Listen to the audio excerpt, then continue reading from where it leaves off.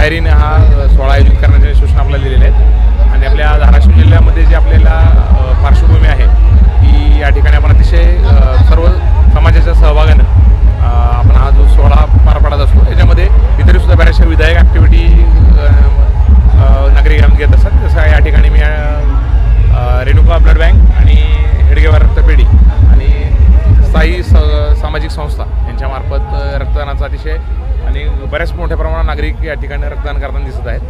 तर हा अतिशय म्हणजे आपला शिवाजी महाराजांनी दिलेलं जे मंत्र होता, विचारांचा मंत्र, की आपल्याला समाजाच्या कारणी येऊन सामान्य जनतेसाठी उपयोगासाठी आपण काय कॉन्ट्रीब्यूट करू शकतो याचा एक अतिशय चांगला मेसेज आपण या सर्व ठिकाणी देत आहोत.